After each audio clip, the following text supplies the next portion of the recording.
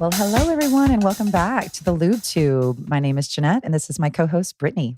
Hello, hello. This episode is one that I think a lot of people are kind of excited to listen to, but also a little nervous to listen to. And I think that's what the whole joy of the Lube Tube is about. So let's get into it. This episode is called Pain in the Bedroom. So let's talk about that. This episode is brought to you by our sponsor, Celebrations Bridal and Prom, providing big city style and small town service since 1988. Today, I want to sit down and kind of chat with you about a topic that we're very commonly embarrassed by, which is painful sex. And I think a lot of women think that when they do have this, or if they do have this, it's actually abnormal, but it's actually something that we quite often see in the clinic. And I think it's important that it's brought up. Right. We actually have some statistics here that I think are important. So up to 18% of the population worldwide actually goes through painful intercourse at one point in their life. So when you think about 18% of the entire worldwide population, that's quite a bit of women that have this complaint that maybe even are too embarrassed to bring this to their physician or their provider. Definitely. And in the United States, they're saying right now 10 to 20% of all the women. That's a lot of women, right? So when you think about just your group of girlfriends that you hang out with, there's probably a couple of those girls that are dealing with this and maybe haven't even brought it up, right? This is another one of those cocktail conversations, right? That we talked about last episode where, it's things that you probably wouldn't bring up unless after a couple glasses of wine. And that, I think, is kind of the whole basis of the Lube Tube, is to talk about those things. I've had a couple of ladies come up to me just literally at football games with the boys, or even just in HEB, which is our grocery store, remember, if you're not from Texas, but just kind of saying, hey, I really appreciate you making this all normal because I'm dealing with this too. And it actually prompted me to go make a doctor's appointment. And yes, right? That's our whole goal. Right. I mean, we know that this is certainly affecting so many parts of their lives, right? Mm-hmm. Their sex lives. Right. I mean, just the relationships and also their self-esteem. Oh yeah. I think that's a big one, right? If you don't feel comfortable having sex because it hurts, you're not going to want to have sex, which then is going to put your self-esteem down because then you're going to feel like maybe you're not good enough. And as women, I think we struggle with that emotion quite a bit. So I think that talking about it and getting these really awkward conversations more normalized, I think it can create a great space for women just to listen in, right? Like what we're trying to do for these people. So right. Can I actually, I'm being reminded of something I wanted to mention, has nothing to do with painful sex, but has everything to do with how you said a glass of wine. For those people that don't drink wine. Okay. It is pumpkin spice time. See, you are so basic. Well, it's because right now I'm literally drinking my first pumpkin drink. And because people that are listening, they know our voices, maybe don't know us. Yeah. I think it's good that people know that you really... Go ahead. Sorry. Go ahead. You don't like when people skip holidays, right? It's a really, really big thing that I do not like. Because when I am having my first pumpkin drink right now, it's making me feel like fall, but it's also making me feel like Christmas. Okay, no, we're not going to talk about that because Thanksgiving has not come yet. And that is, if y'all don't know, my absolute favorite holiday. It's a weird holiday to be your favorite, but it is one of my faves. And Brittany tries to skip it. And I think it's, to be honest, bullshit. Okay? Just so you know. I think you know this though. Oh, gosh. But you know what? And all joking aside, I'm sitting here drinking a pumpkin spice latte right with her. So whatever. So whether you have your wine or your pumpkin spice latte right now, we hope that you enjoy this. So, absolutely. Okay, let's get into like the myths and misconceptions. We've kind of touched on it, but things that you hear when you are talking to your patients, things that we hear when we're talking to our friends. Absolutely. Oh, well, isn't that normal? I get that a lot. No, actually. It doesn't mean that it's not something that we all go through, but just because it's the normal process for some of these things to occur doesn't mean we have to live through that normal. Definitely. Right? Or maybe the narrative of it's all in your head. Oh, I hate that one. I really do. And I think a lot of us do that to ourselves though. Oh, this is all in my head. This can't be real. And then I have a lot of people say, well, only older women experience painful sex, right? Well, that can be very common, right, in the older population because of lack of hormones and things like that. But there are young girls too that come to me that are saying that them and their partner are having pain, or maybe she's having painful sex, and she wants answers, right? Right. And or what about those friends that you have? I'm I'm not talking about you. Relax. Okay, I'm not here talking we go. about you. Okay. Okay. That say this guy I'm dating, he's just too big, and there's nothing we can do. Mm-hmm. Although this can be true, For sure. I would say majority of the time this is not true. Yeah. I don't have the statistics to back this. Well, yeah, that's right. And maybe we should get the statistics. But I would say that if it's a male run study, it's going to be 95% of males are too well endowed. Where if it was a female run study, I think it might be a little bit different. But hey, like you said, there are some guys who were way well endowed. And in that situation, there are things we can do for that. There's position changes and pelvic floor therapy, but we'll get to that. But I think the biggest thing is reassuring basically the normality of this and how often you and I both see it when we're talking to our patients, whether it's yourself and your hormone replacement therapy clinic, or if it is more on my side with the gynecological care. So I think it's important that it is brought up, right? Absolutely. Just brought up. Yeah. Let's talk about it. So what you should expect in this episode. Basically, it's an episode where we talk about the different causes. It talks about how to treat those causes and what that looks like moving forward for you for your sex life. And also giving you little tips and pointers that you can bring up to your provider so you can get the best care you need. Right. So painful sex, we're talking about pain during intercourse, and that can happen before. Mm-hmm. That can happen during. It can happen after. Mm-hmm. And it's really in two categories. I mean, they're big categories though, right? They're not necessarily cut and dry, I should say. Absolutely. No pun intended. Dry. Ooh, yes. Ouch. So I know. We're talking about superficial pain and deep pain. Yeah. So superficial pain, that's going to be on the outside of the vaginal area. So when the skin is stretching, right? So there's a little area there at the bottom of the vaginal opening called the introitus. Ooh, that's a fun word. I know. Is it a sexy word? Introitus. Yeah. Introitus? Oh, that's very sexy. that was a little timid. Okay. Yeah. So the introitus, or stretching of that thin skin. So that skin is already thin. And as we begin to age, when we lose that estrogen, it gets thinner, right? And the other thought is when, after we've had a baby, maybe, or maybe we're breastfeeding and the estrogen's not pumping through us, or even when we are pregnant. So that area right there, if it's not stretchable, it can cause quite a bit of pain. And then there's the deep pain, right? So deep pain, this is pain during deep penetration of a vaginal sex. And that is going to be more so positional. It could be non-positional. It could be that just any type of penetration hurts. And there's a couple of reasons why that can kind of happen. So we've already mentioned the statistics, and I'm sure there's a lot of you that are kind of listening right now that have experienced painful sex. And maybe you haven't talked about it or even brought it up to anybody. So my question is why is there this stigma? Why do we feel like we're nervous to talk about this? And I think there's a lot of reasons for that, right? I think it's obviously different per woman. Well, I want to start off by saying the United States. Okay, I'm ready. Of America. Dun, dun, dun. We are so behind.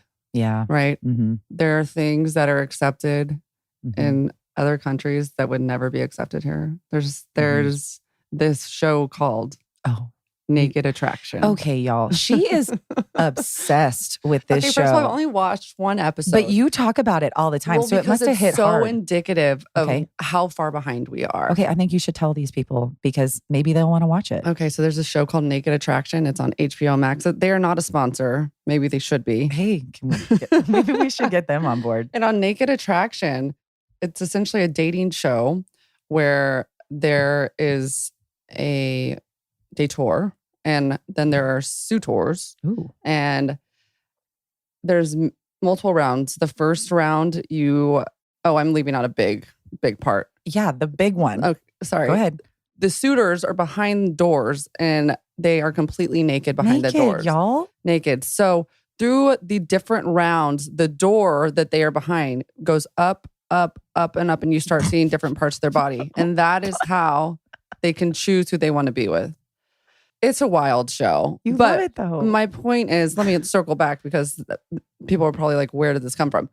There are just cultural differences that have created a huge stigma. So whether it be, we don't talk about this, or I watched this in porn and it was okay, right? That's the frustrating part. Yeah, so like it's just a very interesting, I don't know if we'd be having the same exact conversation if we were over in somewhere really nice. I can't even play. Yeah, but we should go maybe on a vacation and we could tour with the lube tube. Yes. I think that's a big point. And I think that, actually I was talking to my mom about this and she's like, this isn't stuff that my mom talked to me about. And I know it's not stuff that I talk to you about. And I think that's normal, right? But I'm trying to create basically that conversation for maybe women our age or older to have that conversation with their daughters, right? To maybe change the script, right? And make it where that girl doesn't feel embarrassed to talk about these things and talk about her body, right? And I think there also is a fear. Huge fear. Right? Yeah. A fear of, oh my gosh, sex hurts. I can't talk about this, or I'm going to A, be judged, B, my partner's not going to want to have sex with me anymore, or C, I just got to live through this because this is how it's supposed to be. Yeah. Or you are trying to just bear through it for your partner. Oh, yeah, that happens a lot. Yeah. You don't want this to cause friction, or you don't want literal friction. Yes. Okay. You're not lying. Oh, so coming back to that mindset, right? So there are causes of painful sex, and there's two different. If you look at it kind of categorical, there is the physical versus the psychological, right? So physical is going to be like kind of what we talked about, like more the superficial versus deep. And then there's the whole psychological side too. As women, we really deal with the whole psychological side of sex, right? If we're not ready to have sex mentally and emotionally, we are not going to get the best sex out of that. And I think that is true for any woman, right?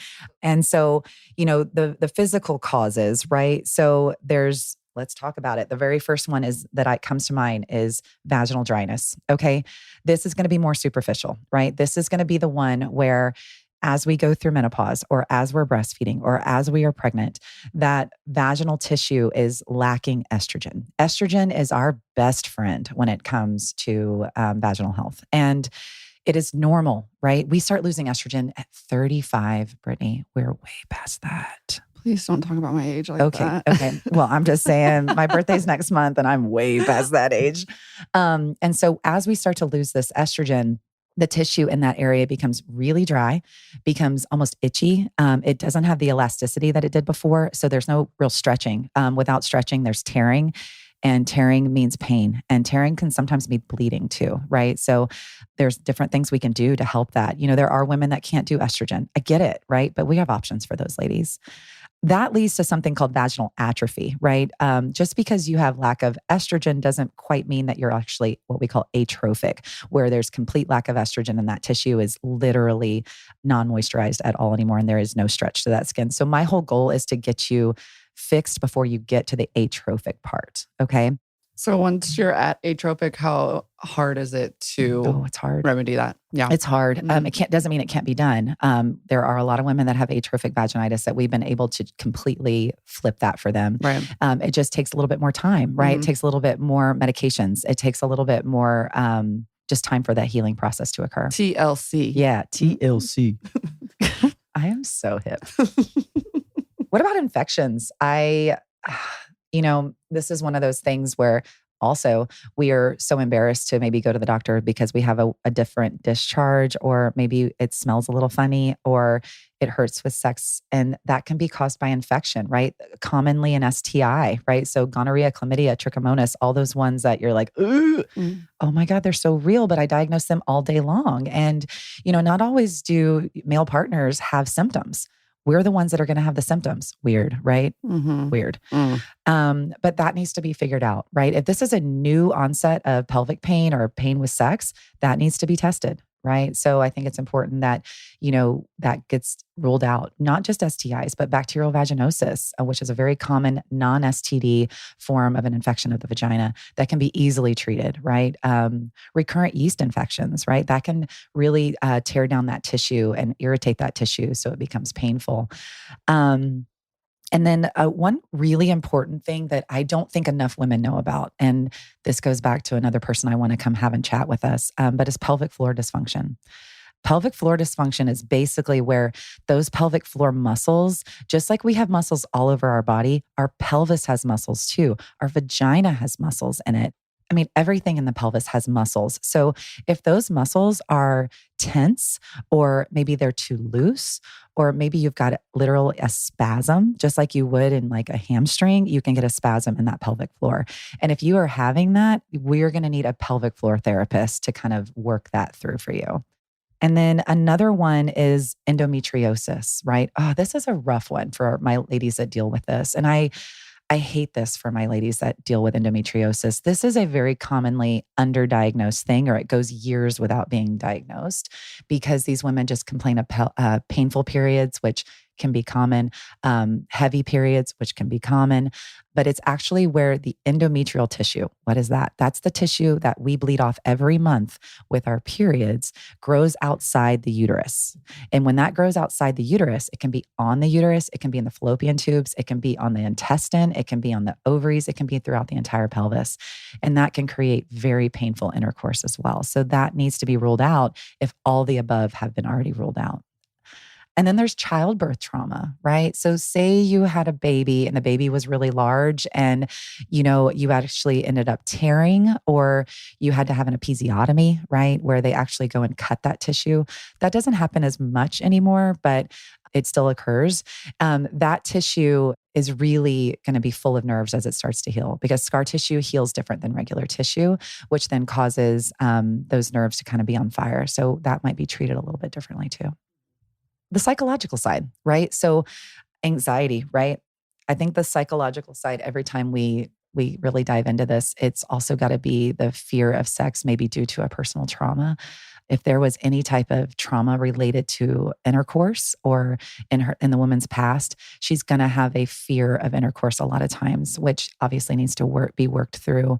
And basically, cognitive behavioral therapy, a good sex therapist. I have a good one that I refer to quite a bit, and these therapists can really help them through that trauma in order to make sex more comfortable for these ladies, or maybe more of a natural process for them, so they're not so anxious about it. Right. And another psychological one kind of goes back to something we've touched on before, that if you don't have that connection with your partner, there's a good chance that sex won't be as enjoyable and that it may be painful. Right. I think that happens more times than people want to admit. I know. And I think as women, we forget that the more aroused we are, so that's foreplay, that's, talking about sex with our partner, having that connection, the less sex can sometimes hurt because it allows the body to actually lubricate, right? So when I say rev the engine, right? Females, we're not hey, we're turned on, let's go. It's all process, right? So the more foreplay that happens, or the more talk about sex, or the more preparing our bodies, the more lubrication occurs. And when the lubrication occurs, that makes sex less painful for a lot of women. So if your partner is not doing enough foreplay, you have these conversations with them, right? Because if sex is truly just hurting because there's not enough lubrication, then that can be fixed. Yes, it can be fixed with lube, right? Which is the whole basis of this podcast, but it also can be fixed with truly just good foreplay prior to intercourse. So I think, the next part, as far as how does it get diagnosed and who should I see and how do I bring this up? First thing, it's got to recognize it, right? And not act like this is normal. This is who I am. This is what I've been dealt with. This is what I have to do for the rest of my life, right? And recognize it, that not to ignore it, right? If you do recognize it and you do know it's an issue for you, don't ignore it, bring it up. I hope that's you have a provider that you can go to. And if your provider is not the one that you can go to this, don't be afraid to seek help from someone else. I think that's another thing that you've brought up before too, is that a lot of times as women, we're like, oh, well, this is who I'm supposed to see. This is who maybe my insurance picked for me, right? Or maybe you were referred by a friend and that friend really has a good connection with that provider and you don't. That's okay. Go find that person because that person is out there, right? There's a lot of people in the gynecological field that truly care about this. And you just have to find that person to talk to. Definitely. And it makes a huge difference when you can actually have a good rapport and feel comfortable enough to bring this stuff up. Absolutely. And that clinic and that room should be a no judgment zone. You should be able to bring up anything and everything in that room and know that it's going to stay in those four walls and be treated and you're going to be given a solution. Yeah. So if someone comes into the clinic and they tell you, I'm having painful intercourse, how do you work that up? What do you do? I say, well, first of all, I'm really sorry that you're dealing with that. And I know this was probably really hard for you to bring that up to me. So I appreciate you bringing it up because if I don't have all the pieces to the puzzle, I can't put it together. So thanks for giving me those puzzle pieces. And I'm going to figure this out for you. And we just kind of have to talk about these questions. So then I talk to him. Is it superficial? Is it deep? When do you experience it? Is it every time? Is it positional? And we go through basically the whole history trying to figure out what is going on here. And then from there, depending on the answers they give me, I can do a pelvic exam, which is what we talked about last time, where it's a speculum and looking at the cervix, the inside vaginal walls, and then the outside of the vulva, right? And we're basically making sure that that tissue looks okay. We can also do a swab that checks for infections, like we mentioned earlier. And then we can do a pelvic floor muscle assessment, right? So actually feeling the pelvic floor and seeing if I can recreate that pain, either with the musculature or just basically examining your uterus and your ovaries if you haven't had a hysterectomy, right? So we talked about different ways to find in that diagnostic process and doing these tests, but then what, right? Then what do you do once you find it? So say it's vaginal dryness, right? Say it's actually atrophic, right? What we talked about earlier, or vaginal dryness tissue or that thinning of the skin. That's going to require a vaginal estrogen cream a lot of times.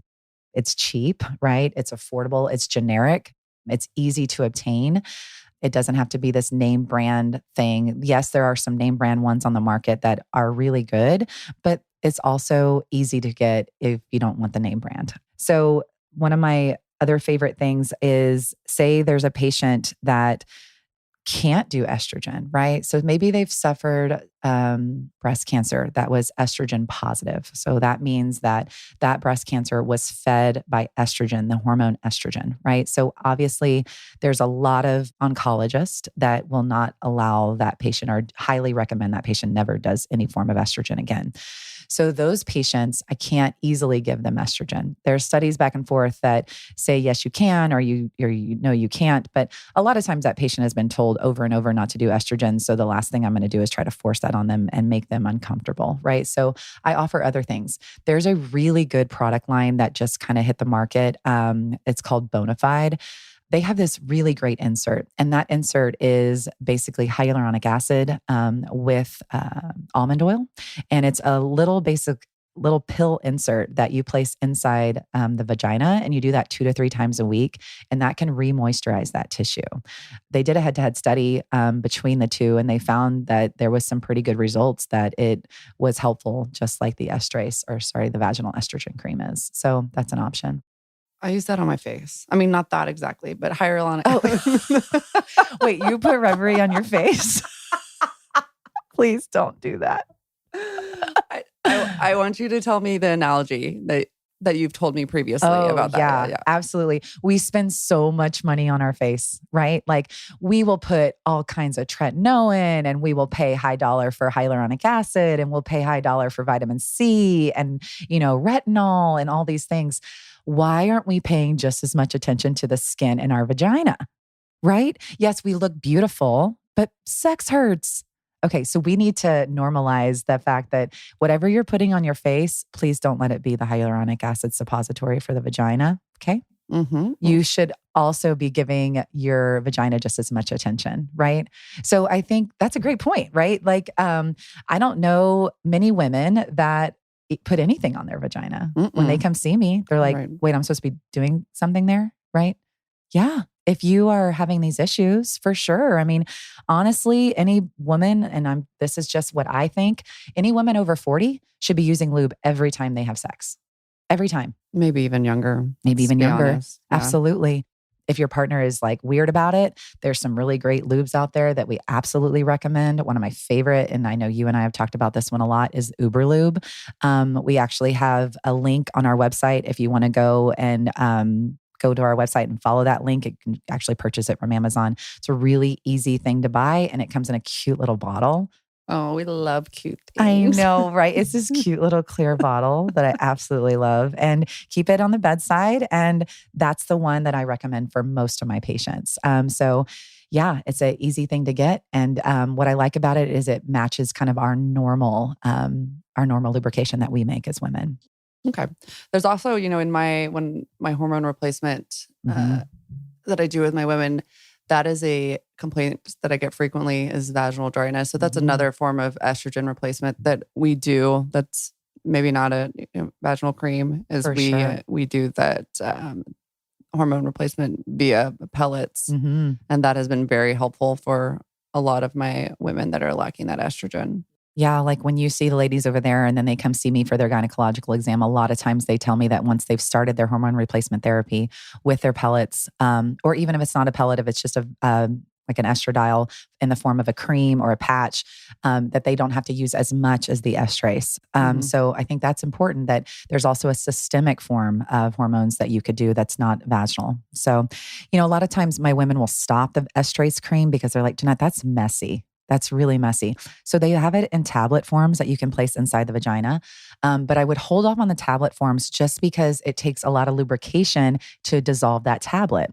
So I would try the cream and get the tissue better, and then I would do the tablet. Because if the tablet's just sitting there and there's no lubrication to actually dissolve the tablet literally is just sitting there and it's not doing much. Right. So try the cream for a little bit and then move to the tablet just so it's not so messy. Okay. Oh, there's another procedure that we should probably talk about. Thermiva. I don't know if any of you have heard of this, but this is a procedure we actually perform at our clinic. And it's basically a radio frequency wave. And it's where we take this wand, like a magic wand, like a fairy, and I put it inside the vaginal wall, and I'm able to actually massage that vaginal wall with this wand. And what that does is it actually brings collagen to the area.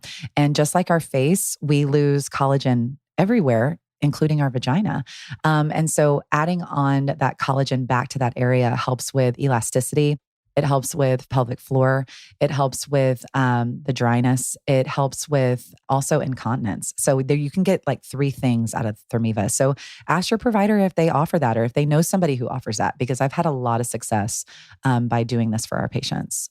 Okay. One thing also that is kind of underdiagnosed, and I know you know a couple of patients that deal with this, and it can be very frustrating for not only the patient, but for the provider treating, is there's something called lichen sclerosus. Lichen sclerosus is a hard thing to diagnose, and it goes underdiagnosed a lot of times because it's called yeast and be given an antifungal cream.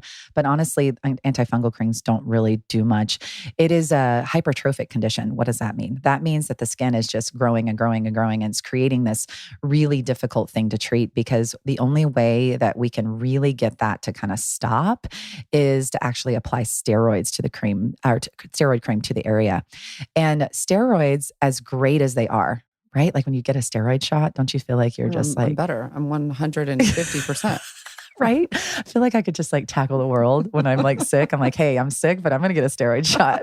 Why did they make us feel so good? Oh man. But the downside of steroids in the vaginal area is they thin the skin. And remember, we already talked about like thinning that skin. We're already dealing with that, right? And so a lot of times I'll do a combination between the steroids and the estrogen, and I'll alternate them. But recently I started doing PRP, right? So I get your blood, I spin it down, I pull a certain amount of blood off the top, and I actually can inject your PRP into the actual vaginal area. Don't worry, we use a really good numbing cream where you don't even really feel that procedure. You don't believe me, do you? No, I do. Okay. I've seen it done. Yes. Okay, yes. So honestly, it doesn't hurt. And so what this does, it actually tricks the body into healing itself. And I have had quite a bit of patients who get really great success with this. So a lot of times I'll do a combination of Thermiva with it's called the O shot, but the O shot is more for incontinence and orgasm, where you can use the same science to actually help the lichen. And it can be life-changing for a lot of patients. And I've definitely seen this in patients, both young and more mature. So there's not really an age that we can say, okay, this is when you could expect to potentially see this. Yeah. And there's no genetic part to it. It just kind of happens. And honestly, the only true way to diagnose it is with what we call vulvar biopsy, where we take a small piece of that skin in the clinic and we send it to a pathologist who diagnoses that for us. So that doesn't sound fun, and it's not. But if we want to for sure diagnose this, that's how we have to diagnose it. Yeah. And another thing that you touched on was spasms and how that could cause some pain as well. Absolutely. So the muscles, like we talked about, there's muscles in the pelvic floor, there's muscles in the vaginal wall, there's muscles really throughout the entire pelvis. And just like we get a spasm other places, we can get a spasm there. And there are some amazing pelvic floor therapists. So a pelvic floor therapist is a physical therapist who then got a specialty on top of their degree in the pelvic floor. And do you know about a pelvic floor therapist? I did it once. You did? Yeah. Oh. Should I share? Yeah. Oh God. Is it a good story? It's something. Okay.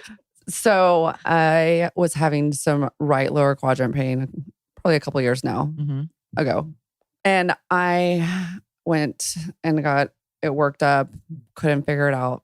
Finally went up to my gynecologist, and she was a little perplexed as well and said, I really don't know what's going on. Why don't we send you to a pelvic floor therapist and you can just do a little consultation and see what you can get from it? And I said, okay. Yeah. I've heard about pelvic floor therapy. Right. I feel like a couple years ago, we didn't know a lot about it. Like, because it was kind of up and coming. Now it's, it's a big deal. But I walk in ready to conquer this appointment. Yeah, like physical therapy. You're going to lift some weights. Exactly. You're going to get some stretches. Stretching. Yeah. And I quickly find out I am not prepared. Oh, okay. Yes, I am not prepared because maybe I just didn't do my research. And I didn't know that there is actually an internal exam involved. Yes. And when I say prepared, I don't need to go into detail, but you can imagine what I mean by this. I'm not prepared.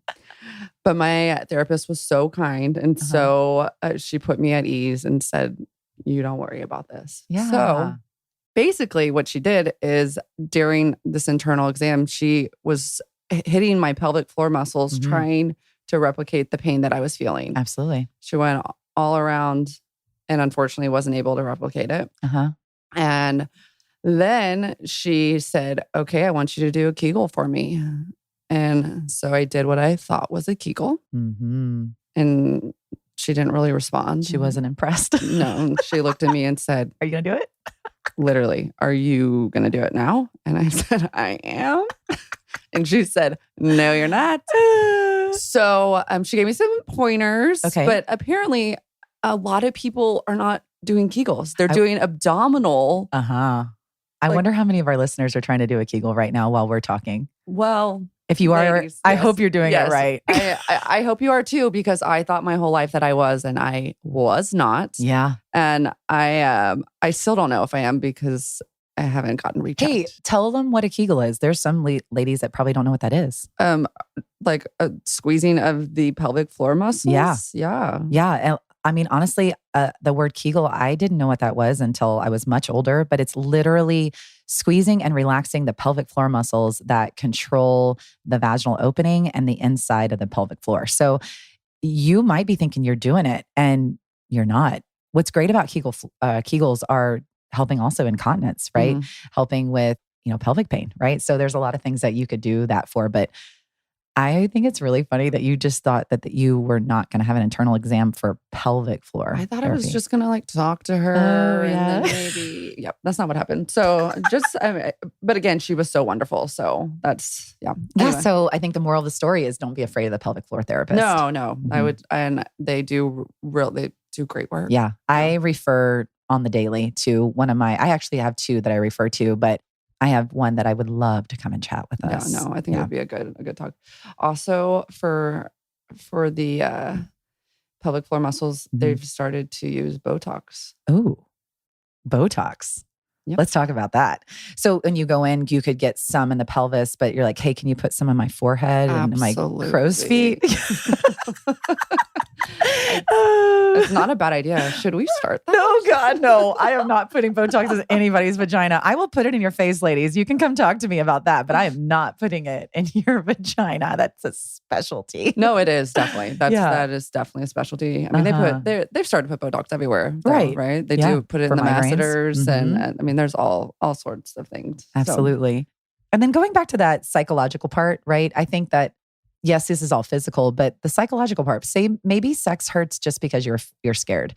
Do not be afraid to go see a therapist about this, even if it's not a sex therapist, even if it's just your therapist, or maybe you don't have a therapist. Can we talk about how awesome therapists are? I know you have a great therapist. I have a wonderful therapist too, that has helped me through so much. And I don't want you to be afraid to see a therapist, even if your life you feel is going awesome, because they can really help kind of ground you, right? Yeah. They can help you through cognitive behavioral therapy for the anxiety and the fear. You know, obviously going back, there's a sex therapist that truly just talks about sexual things. So that's also helpful. Yeah. And also like beyond the therapy piece, beyond getting treated for whatever cause it is, your relationship is important. Yeah. It is so important that outside of physical causes, psychological causes, you have a relationship that you need to foster and always work on. And that includes the sexual part of that as well, right? Absolutely. So like we talked about, you have to make sure that you're doing the foreplay. Right. That you are talking to your partner. Right. Creating that sexual connection. Absolutely. I have to tell you about something that I haven't told you about. What? Yes. So this is like first time through a podcast? Yes. Oh, okay. I'm ready. I am so ready. God. I heard about a new thing. Okay, ready? You're familiar with 69. Oh, yes. Okay. I'm familiar. There is something called 68. What is 68? 68. It's really hard to describe because I needed like a visual. Okay, well. So this works best when this is being performed on a woman. Okay. Okay. And instead of it being like a mutual thing, it's just the woman laying, where like not on the face, but they're laying on their back on top of their partner. Okay. And then their partner is taking care of them in that way. Oh. So it's not like, it's like this. Interesting. Yeah. Interesting. So, I mean, fun things like that that are different, that keep things, that keep things interesting. Yes. We can't forget about that. Absolutely. So 68 for all my listeners. This is new to me and brand new to Jeanette. Obviously. Now I'm going to Google it and hope that I can clear my cache. Or cookies. What are they called? I don't know. Oh, no. Clear the cookies. Here we go. Showing that 40. Shut up. Oh my gosh. I love it. So, in closing, painful sex can be treated, right? You just got to bring it up to us. Okay. We know that it's not easy for you to bring it up to us, but bring it up. Because guess what? You're probably not the first woman that day that's brought it up to me, or we've talked about it today. So you're not the first one that is ever going to go through this, or the last one that's ever going to go through this. And there are answers for you. You're not alone, right? I think that's the big key right here. You're not alone. This is normal. Doesn't mean you have to live with the normal. If you do have questions, so say you've listened to any of these 3 podcasts and you have questions or maybe you have an idea for an episode, please don't hesitate to email us. We've had some significantly great questions that have been sent to us that we've answered you back, and we love getting those questions in our inbox. That email address is questions@lubetubepodcast.com. So I absolutely recommend, if you have a thought or a question, send us an email. Either myself or Brittany will get back to you. And we hope we can answer those questions for you in a timely manner. Great job, Jeanette. What a episode. Right? I said that grammatically incorrect. What an episode. Oh, and yes. Yes. I know I have my literary people out there that want to smack me. So it's been great, y'all. Thank you so much. Absolutely. And we're going to be doing a Instagram giveaway for the lube that we talked about earlier, the lube tube. So follow along on our Instagram if you haven't already. I hope you follow us along not only on Instagram, but also our LubeTube website. And then also, we've also got a TikTok that we're still learning. We're getting, I think we're getting better, but it's still pretty bad. But anyways, just follow, please. I mean, it really helps. Okay. Have a lubing rest of the week, y'all. Bye. The information provided in this podcast is for general informational and educational purposes only, and is not a substitute for professional medical advice, diagnosis, or treatment. Always seek the advice of your physician or other qualified healthcare providers with any questions you may have regarding a medical condition. There is no provider-patient relationship formed. Never disregard professional medical advice or delay in seeking it because of something you have heard on this podcast. The hosts, guests, and producers of the podcast do not assume any liability for the application of the information discussed. Reliance on any information provided by this podcast is solely at your own risk.